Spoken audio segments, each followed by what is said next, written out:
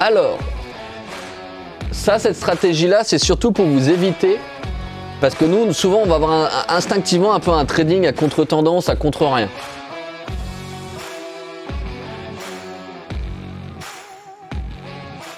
C'est vrai, on va sans tendance à, regardez, l'exemple concret de l'extension de l'accumulation, on prend le sens inverse du mouvement, on veut trader une réaction. Donc là, cette stratégie-là, surtout, c'est pour déjà vous puissiez repérer quand est-ce qu'il faut éviter d'être contre rien, dans un type de scénario, en tout cas, parce qu'il peut y avoir des dizaines de types de scénarios, il ne faut pas être contre rien. C'est pour vous aider à repérer ça, mais surtout, encore mieux, peut-être, si le mouvement il part, à vous mettre dans le mouvement. Donc, tout à l'heure, je vous ai parlé des compressions de marché. Et regardez, là, on observe quoi? Que quand on a, par exemple, un certain nombre de TPO, et principalement quand on a A, B, C, D, E, déjà, même E, F, c'est déjà énorme.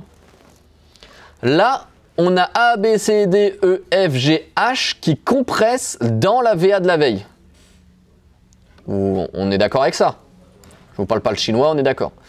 Quand vous avez ce type de configuration, vous avez A, B, C, D, E, F au moins qui compressent dans la VA de la veille, attendez-vous à un mouvement violent. Donc n'essayez pas d'être contre le marché quand le mouvement il part. Là, les stratégies qui vont être contre le marché vont avoir assez peu de chances de réussite. Elles peuvent marcher, mais assez peu de chances. Là, l'idéal, c'est de vous mettre dans le mouvement. Et on se rend compte que souvent, alors là, je ne sais pas, peut-être ça va être faux, mais la TPO qui va créer le départ du mouvement se repose souvent sur les VPOC des TPO précédentes. On va tester. Ça n'a pas loupé là, d'ailleurs. Regardez. I, avant de partir, I vient se reposer totalement sur le gros volume de H.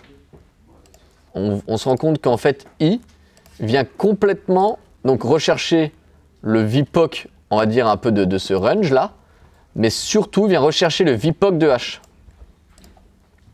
On est d'accord avec ça? Vous le voyez tous comme moi. Donc là, quand vous avez ça, je ne vous demande pas de rentrer en position ici parce que vous n'avez aucune idée finalement si ça va continuer à ranger. Vous pouvez essayer de faire un trading de range, acheter la sur le VPOC, bon pourquoi pas.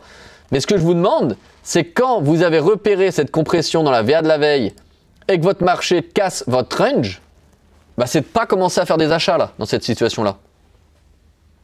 Essayez plutôt de vous trouver un point faible sur le carnet, d'attendre peut-être un pullback sur le bas du range pour essayer de re-rentrer dans la tendance. Essayez pas d'aller contre la tendance.